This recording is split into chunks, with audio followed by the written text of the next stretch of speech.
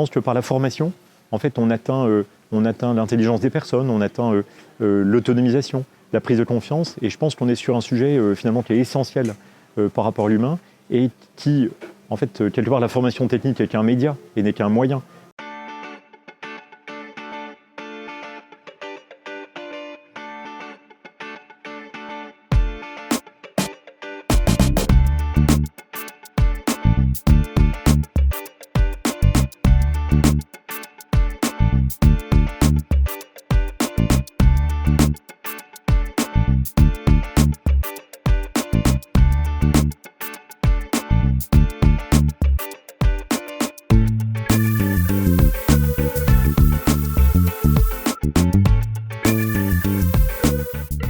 Bâtiment, c'est le secteur numéro 1 en recrutement en pénurie, donc c'est vraiment impressionnant.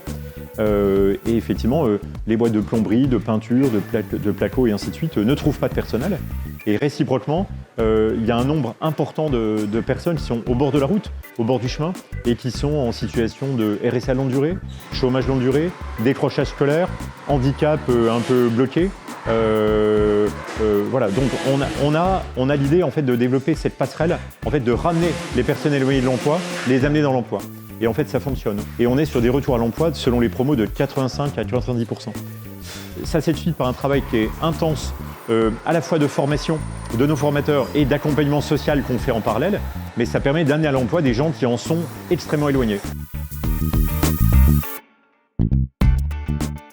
On part de la personne et par rapport à la personne, on va travailler et les formateurs vont travailler avec beaucoup d'intelligence et de regard et de sensibilité humaine sur la progression de chacun.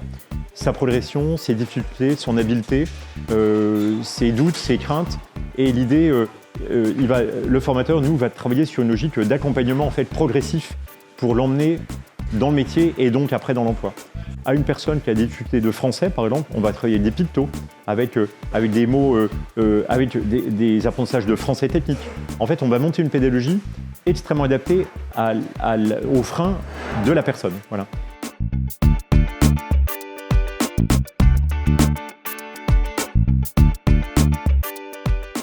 J'ai des stagiaires en tête qui ont trouvé leur premier emploi après l'atelier. Certains, à l'occasion de leur parcours pro, ont pu trouver leur premier logement en autonomie. Certains ont pris conscience qu'ils étaient en situation de handicap et n'avaient pas fait le RQTH. D'autres ont appris le français avec les clés de l'atelier. Aujourd'hui, quand un stagiaire est déjà pressenti pour l'atelier, c'est déjà capté. Mais en revanche, en amont, il y a un travail pour les mobiliser, orientés très en amont. On a créé une association depuis 2 ans qui s'appelle l'Abribus et qui dispose d'un bus, d'un ancien bus TCL qu'on a reconverti et qui permet d'aller sur le territoire pour aller travailler sur l'orientation de public en fait éloignés de l'emploi et les amener dans des métiers, dont le bâtiment.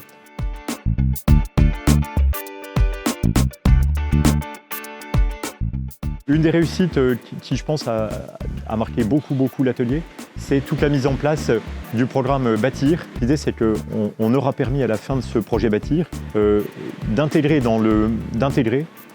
en France, via le bâtiment, mais plus globalement d'intégrer en France, en fait, 160 réfugiés. Et aujourd'hui, on a les preuves que 90% sont en situation positive aujourd'hui, et c'est juste phénoménal. Et de se dire qu'on a fait ça ensemble, c'est énorme.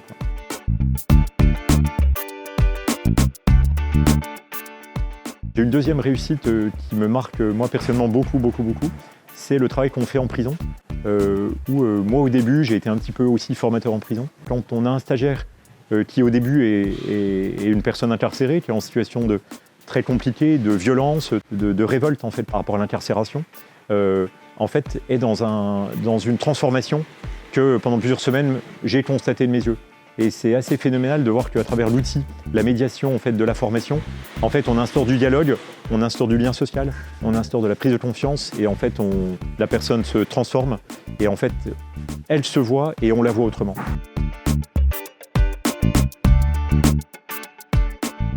Moi, ce qui me met en mouvement en fait, tous les jours à l'atelier, c'est la conscience de l'impact social qu'on a. Aujourd'hui, c'est vrai que par rapport à nos stagiaires, on sait quelque part qu'on a une capacité à leur aider à reprendre leur vie en main et en fait à être actifs dans leur vie. Et aujourd'hui, je pense que quand on vient bosser le matin et on se dit on peut demain encore inventer de nouveaux projets pour faire encore mieux, on a envie de se lever encore plus tôt.